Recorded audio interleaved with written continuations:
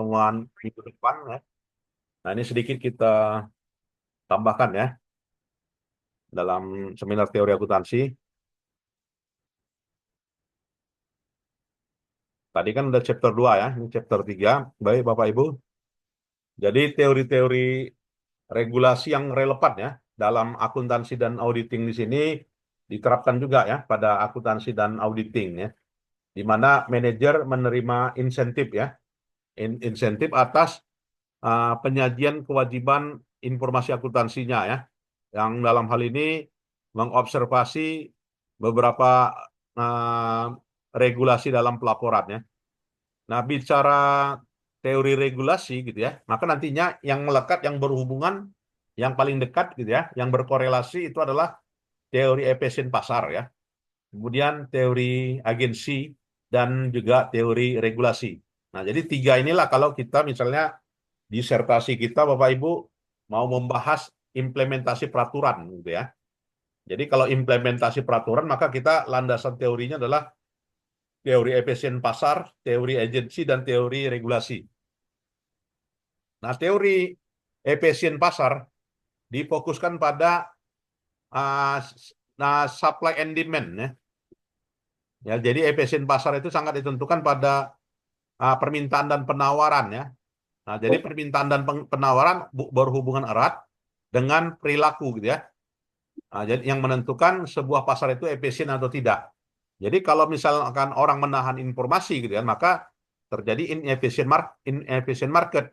Tetapi ketika informasi itu mudah didapatkan, mudah dibuat, mudah dibaca, mudah dibuka gitu kan, maka terjadilah keefisienan pasar. Implikasi ya, penerapan dari informasi pasar dalam hal ini sangat menentukan ya. Nah, ditentukan dari data ya. Jadi semakin banyak data bisa dipasok ya, artinya semuanya tergantung data gitu ya. Jadi praktiknya dalam hal ini menggunakan data ya.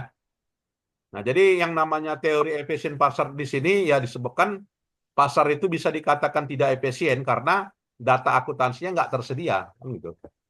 Jadi kenapa data akuntansinya tidak tersedia? Karena ada masalah yang namanya pre-rider problem atau disebut dengan permasalahan orang dalam gitu kan. Nah, jadi data itu hanya dikuasain orang tertentu, sedangkan orang yang lain tidak punya. Nah, maka dikatakan dengan permasalahan pre-rider problem di situ. Terjadi distorsi pre-rider. Di mana pengguna tidak dapat apa ya? Tidak dapat menyetujui kira-kira apa yang mau dibutuhkan, apa yang mau diinginkan gitu ya.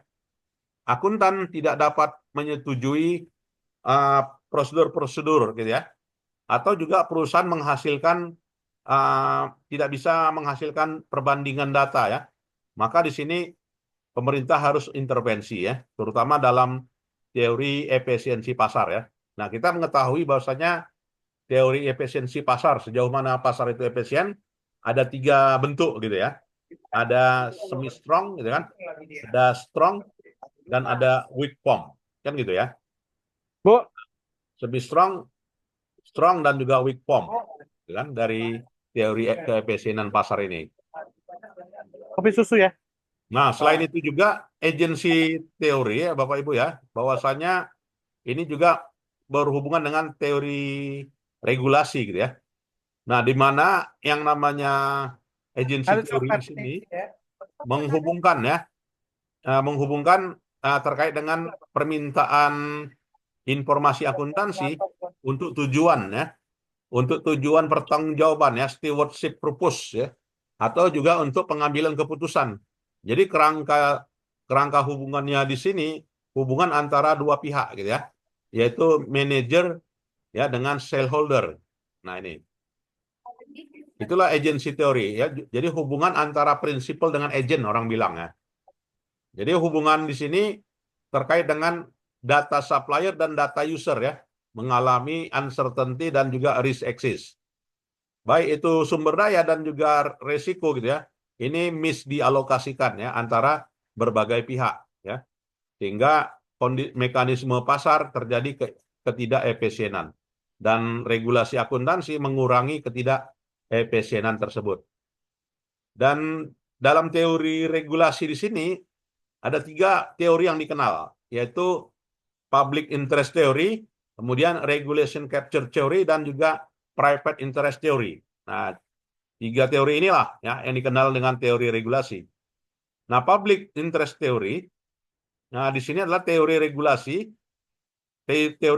pemerintah yang mengacu kepada kepentingan publik. Jadi kepentingan publik di sini pasar itu apa ya inefisien ya karena apa ya kompetisinya lack of kompetisi ya atau juga adanya batasan-batasan ya atau adanya asimetri informasi gitu kan atau adanya produk yang bersifat public goods ya. Maka di sini perlulah peranan pemerintah ya.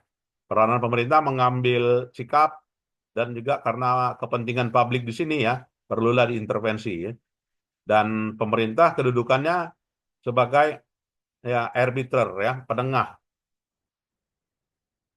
Nah, sedangkan regulatory capture theory, nah di sini di mana kepentingan publik di sini tidak dilindungi karena ya adanya regulasi yang mengendalikan ya. Dan regulasi yang mengendalikan di sini bertujuan meningkatkan kesejahteraan. Di mana asumsinya regulasi tidak berdiri independen peranannya akan tetapi sebagai apa ya sebagai penengah ya antara beberapa kelompok-kelompok yang berkepentingan. Nah, ini dikatakan dengan regulatory capture theory. Ada lembaga profesional akuntansi gitu ya yang dalam hal ini sebagai pihak yang menyusun standar ya. Nah, inilah dikatakan dengan regulatory capture theory.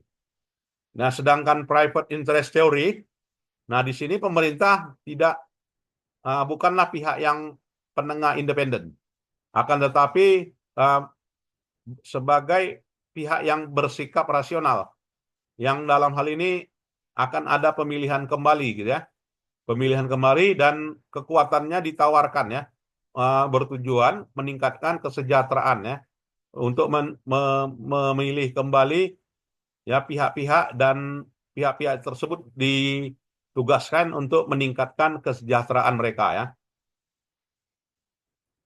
Nah, untuk public interest theory ini di antara apanya ya diterapkan ya, terutama ketika publishnya undang-undang pasar modal di Amerika, yaitu undang-undang The Sarbanes-Oxley Act tahun 2002 kan gitu ya. Nah, pada undang-undang Sarbanes-Oxley Act ini yang mengatur ya bagaimana kedudukan kantor akuntan publik gitu kan, bagaimana mengatur hubungan antara agensi ya, auditor ya, peranan kedudukan dan fungsi audit. Nah, itulah sejak dari lahirnya The Sarbanes-Oxley Act ini. Nah, begitu juga untuk accounting standar ya. Nah, ini. Kemudian application capture theory ya. Jadi application capture theory di sini terkait dengan harmonisasi gitu ya. Harmonisasi antara beberapa profesi-profesi akuntansi ya. Antara beberapa lembaga-lembaga akuntansi. Nah, di mana private interest theory di sini mengacu kepada keberlangsungan ya dari suatu standar yang sudah ditetapkan. Jadi jenis-jenis teori dan regulasi tidak saling berhubungan satu sama lain ya. Dan sudah jelas ya dalam penyusunan standar di sini tidak lepas dari proses politis ya, di mana standar itu disusun ya tidak lepas dari proses politik karena berhubungan berdampak ya, menciptakan konflik ya dan juga kepentingan kelompok-kelompok. Serta regulasi ini harus memilih pilihan politik ya. Dan regulator juga memiliki mandat ya. Mandatnya adalah sebuah pilihan sosial ya. Dan pengakuan dari namanya piutang berdampak secara entitas berbeda terhadap entitas secara menyeluruh. Nah, dalam instrumen keuangan misalnya adopsi IAS 39 ya. Nah, ini menunjukkan sebagai suatu political proses ya. Atau juga dalam intangible asset ya, adopsi IAS 38. Ya, bagaimana penerapan IAS 38 di sini gitu ya. Ini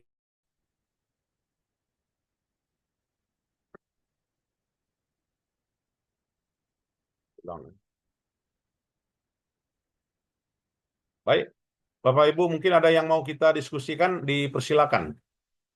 Seandainya ada yang mau kita diskusikan.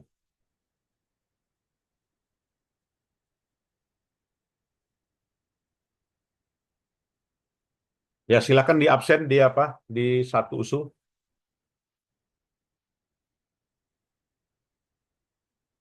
Ya, kemudian juga kita lihat apa ya? Perlunya kerangka aturan ya untuk pelaporan keuangan. Nah, jadi kerangka pelaporan keuangan tidak lepas dari lingkungannya. Lingkungannya berupa lingkungan legal ya, lingkungan hukum ya, lingkup ekonomi, lingkup politik, lingkup sosial. Jadi elemen dari regulasi di sini kerangkanya meliputi uh, kecukupan statuta, tata kelola, corporate governance, kemudian kedudukan auditor, kemudian kedudukan lembaga-lembaga pemantau independen.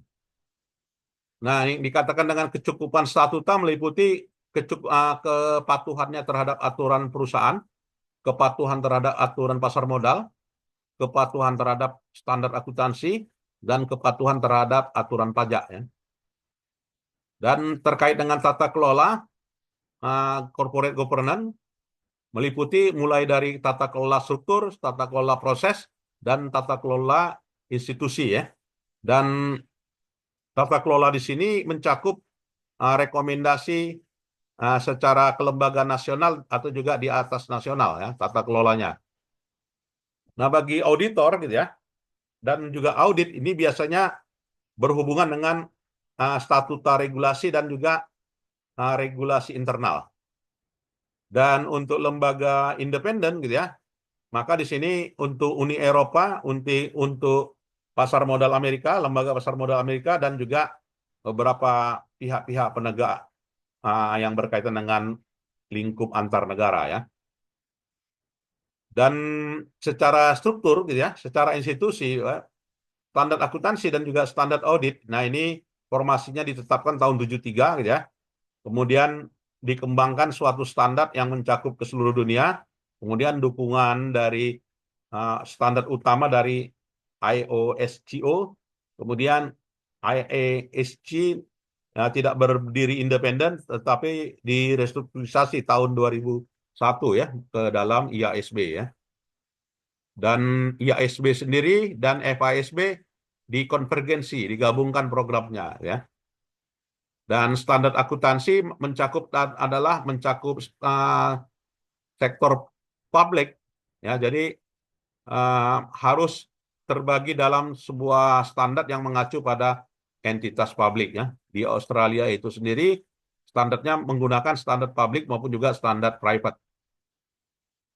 Dan adanya IAS ya, International Auditing Standard ya, standar audit internasional ini standar audit secara historis yang mengatur dan ini merupakan praktik audit yang terbaik dalam standar audit dan government mencakup di dalamnya ya terkait dengan kondisi pasar yang tidak sempurna market value.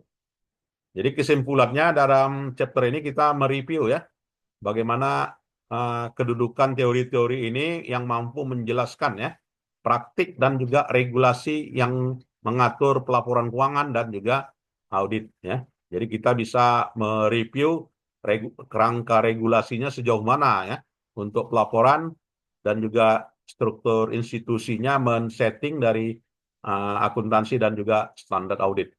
Nah, ini saya kira di chapter 3 ini. Baik, Bapak Ibu, mungkin ada yang mau kita diskusikan? Izin Prof. Ya, silakan Bu. Nah, Prof mau tanya soal absensi di satu USU, Prof. Oh ya, Untuk yang di teori akuntansi di pertemuan 9 dan 10, statusnya nggak ada, Prof.